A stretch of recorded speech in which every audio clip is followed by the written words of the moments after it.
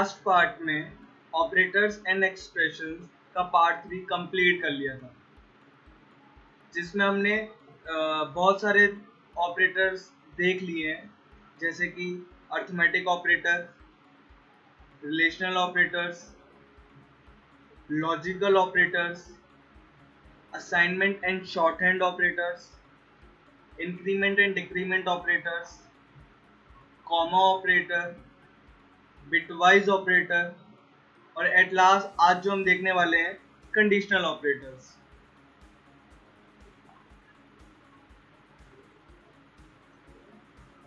A ternary operator pair of question mark and colon is available in C is used to construct conditional expressions. The form of ternary and conditional operator is written as follows. Okay. Conditional operators को use करने के लिए अपन दो operator का use करते हैं, question mark और colon, और किस तरीके से करते हैं वो भी अपन देखते हैं। जैसे कि इसमें लिखा हुआ है expression 1 question mark, expression 2 colon expression 3. Here expression 1 is evaluated first and it must be a condition. If the condition is true, then the expression 2 is evaluated. If expression 1 is false, then expression 3 is evaluated. Okay, कहने का मतलब ये हुआ कि भाई expression 1 पहली बात तो एक condition होनी चाहिए, ठीक है, और एक्सप्रेशन 1 अगर ट्रू होती है तो एक्सप्रेशन 2 काम करेगा, और अगर एक्सप्रेशन 1 फॉल्स होता है तो एक्सप्रेशन 3 काम करेगा। इसको अपन प्रोग्रामिंग से समझते हैं कि किस तरीके से ये काम करेगा या फिर किस तरीके से इसके क्वेश्चंस देखे जा सकते हैं। जैसे कि हमें एक प्रोग्राम बनाना है जिसमें हमें फाइंड करना है 3 नंबर हमें यूजर से लेने हैं, और फिर उसमें से सबसे बड़ा कौन सा नंबर है वो यूजर को बताना है।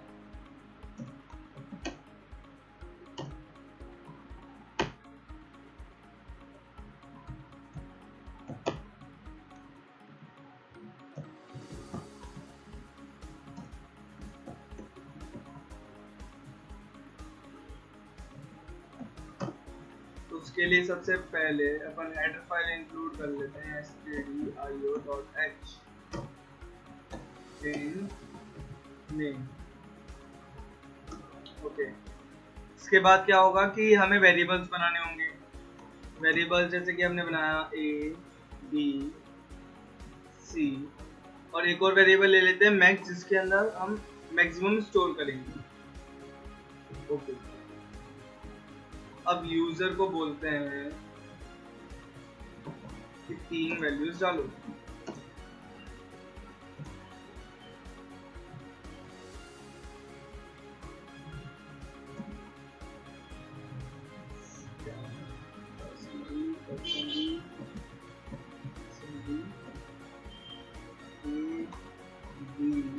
और सी में हमने यूजर से वैल्यू ले ली। ओके, इसके बाद हमें करना क्या है, कैलकुलेट करना है कि जो भी मैक्सिमम होगा वो मैक्स में चले जाए। उसके लिए हम कंडीशनल ऑपरेटर यूज करने वाले हैं। चेक क्या किया कि a is greater than b, क्या a बड़ा है b से, and a is greater than c, साथ ही साथ a बड़ा भी है c से। कहने का मतलब एंड ऑपरेटर किस तरीके से काम करता है, अगर दोनों कंडीशन ट्रू है तो ये ट्रू है, वरना फॉल्स है, ठीक है। a b से ही बड़ा हो और a c से ही बड़ा हो, हमें पता है 3 ही वेरिएबल है, अगर दोनों से बड़ा है तो इसका आंसर क्या होगा, a। तो क्वेश्चन मार्क में हमने लिखा पहले तो a, कि अगर ये कंडीशन ट्रू होती है, अगर ये कंडीशन ट्रू होती है तो क्या काम करेगा, a काम करेगा। तो a में क्या है, जो भी वैल्यू होगी वो किस में असाइन हो जाएगी, मैक्स में।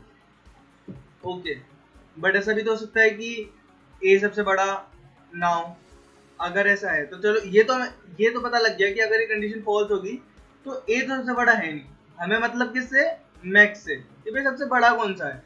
तो a बड़ा नहीं है तो या तो b बड़ा है या तो c बड़ा है। तो चेक किया, अगर ये कंडीशन फॉल्स होती है तो b is greater than c, अगर अगर b बड़ा है c से तो क्या करना है हमें, मैक्स में क्या साइन कराना है, b, अदरवाइज c। अगर b बड़ा होगा c से तो क्या काम करेगा b, यानी कि b असाइन हो जाएगा मैक्स में, अदरवाइज यानी कि c बड़ा था, c बड़ा होगा तो मैक्स में क्या असाइन हो जाएगा, c की जो वैल्यू होगी। फिर हम उसको प्रिंट करा देते हैं।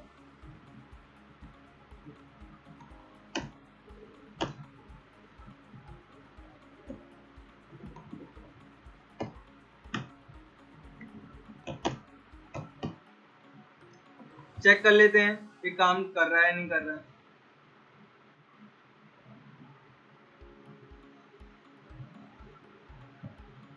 आउटपुट स्क्रीन पे आ रहा है, एंटर दी 3 नंबर्स, जैसे हमने डाला 7 2 9, तो मैक्स इज 9। एक बार और वैल्यू चेक कर लेते हैं, जैसे कि अब की बार हमने डाला 15 74 और 29, तो मैक्स इज 74। यानी इस तरीके से कंडीशनल ऑपरेटर काम करता है।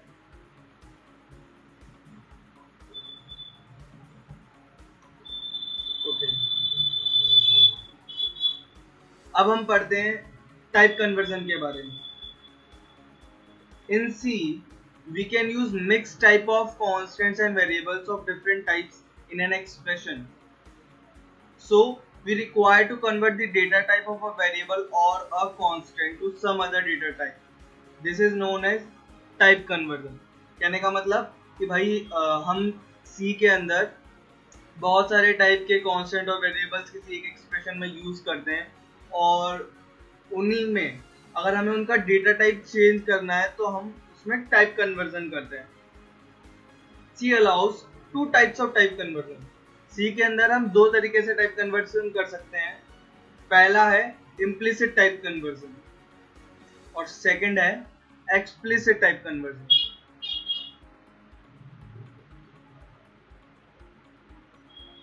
फर्स्ट अपन देखते हैं पहले implicit टाइप कन्वर्जन क्या होता है। In this type of conversion, C compiler automatically or internally converts the type depending upon expression.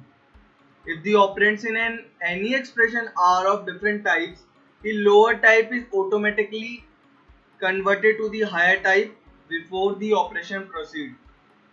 कहने का मतलब क्या है कि भाई C प्रोग्रामिंग के अंदर जो ऑपरेटर्स होते हैं ना, वो अपनी औकात के हिसाब से काम करते हैं।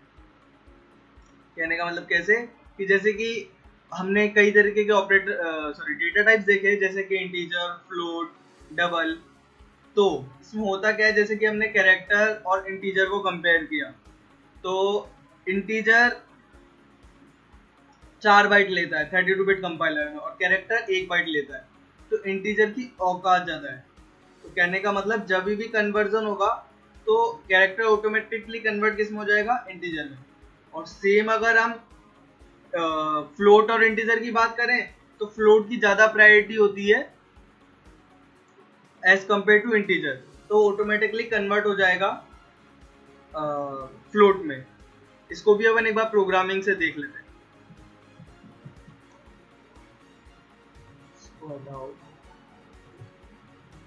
पहले एक हेडर फाइल इंक्लूड कर लेते हैं अपनी stdio.h। हमने मेन फंक्शन बनाया, मेन फंक्शन में हमने एक वेरिएबल बनाया जैसे कि int a is equal to 15। Okay, अब हमने एक और वेरिएबल बनाया float b is equal to 5.5 और एक वेरिएबल और बनाया c। हमने क्या किया, c is equal to a plus b किया, ठीक है। अब होगा क्या कि a के अंदर तो कितना है 15 और b के अंदर कितना है 5.5, तो ये क्या करेगा, ये इसको पता है ये 15 है, इंटीजर वैल्यू है, और ये फ्लोट है, और इधर प्लस ऑपरेटर हमने लगा रखा है। तो ये ऑटोमेटिकली समझ जाएगा कि भाई बी जो है फ्लोट टाइप का है और इसकी प्रेसिडेंसी ज्यादा होती है एज कम्पेयर टू इंटीजर। तो ये ऑटोमेटिकली इसका आंसर होगा वो किस में सेव होगा, फ्लोट के अंदर। चेक भी कर लेते हैं अपन।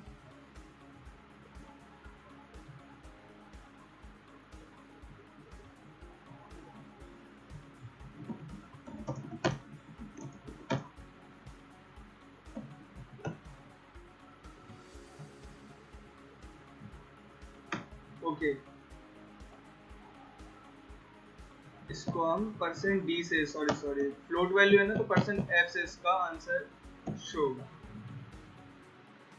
देखो 15 प्लस 5.5 इज 20.5, ये वैल्यू शो भी हो रही है। इसी को अगर हम ऐसे देखते हैं कि ए के अंदर हम ऐसा रखते हैं 5, ठीक है, और बी के अंदर हम रखते हैं 2, ठीक है। अब हम क्या चाहते हैं कि एक वेरिएबल बनाया हमने फ्लोट सी, और अब हमने किया c is equal to a divided by b, ठीक है। तो a डिवाइडेड बाय a कितना है 5 और b कितना है 2। हमें पता है ये इंटीजर में इसका आंसर आएगा, तो 5 डिवाइडेड बाय 2 यानी कि 2, तो यानी इसकी वैल्यू आनी चाहिए 2, तो इसका आंसर आ रहा है 2। लेकिन देखा जाए तो इसका आंसर 2.5 है। तो अगर हम एक काम करते हैं, इसको तो हटा देते हैं और इसकी जगह 2 की जगह लिख देते हैं 2.0। कहने का मतलब a कितने टाइप, कौन सा टाइप का है, इंटीजर टाइप का, और 2.0 फ्लोटिंग पॉइंट नंबर है। फ्लोटिंग पॉइंट नंबर है तो कहने का मतलब क्या होगा कि फ्लोट की औकात ज्यादा होती है इंटीजर से। तो इसका मतलब इसका आंसर किस में आएगा, फ्लोट में, यानी कि 2.5। तो अपन देख भी सकते हैं इसका आंसर आ रहा है 2.5। ओके, हम नेक्स्ट टाइप का कन्वर्जन देखते हैं, explicit type conversion. In this type of conversion, we explicitly convert the data type of variable or constant from one to another. This is known as typecasting. इसके अंदर क्या करते हैं, जैसे कि हमें पता है कि जो सी कंपाइलर है वो ऑटोमेटिकली देख लेता है कि किसकी प्रायोरिटी ज़्यादा है, उस हिसाब से उसको कन्वर्ट कर देता है डेटा टाइप को। लेकिन अगर हम फोर्सफुली किसी को कन्वर्ट करना चाहें तो भी हम कर सकते हैं। जैसे कि हम एक एग्जांपल लेते हैं प्रोग्रामिंग के अंदर।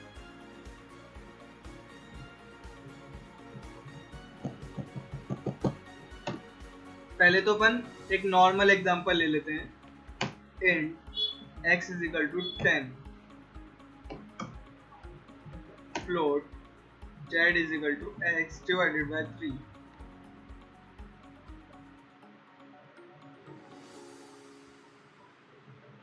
और अगर हम z की वैल्यू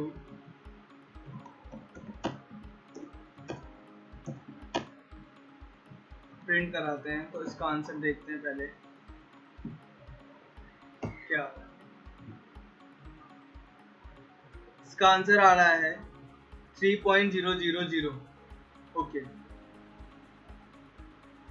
और अगर हम इसको इस तरीके से लिखते हैं,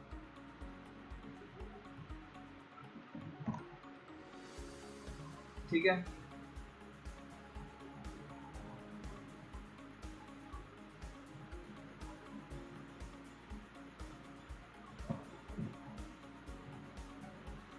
तो इसका आंसर कितना आ रहा है 3.3333। अब ऐसा क्यों, क्योंकि हमें पता है x में क्या है 10 और 3 में क्या है 3, मतलब 3 भी क्या है एक इंटीजर वैल्यू है और x भी 10 भी वो इंटीजर वैल्यू था, तो आंसर इंटीजर में आना चाहिए था। लेकिन हमने क्या किया, इधर एक्सप्लिसिटली टाइप कन्वर्ट कर दिया, उसको बोला कि भाई मुझे तो आंसर इसका फ्लोट में ही चाहिए, तो उसको ब्रैकेट में लिखा हमने फ्लोट, जिस वजह से क्या हुआ कि जो इसका आंसर है वो फ्लोट में आया। ओके, बाकी के टॉपिक्स हम नेक्स्ट वीडियोस में देखेंगे।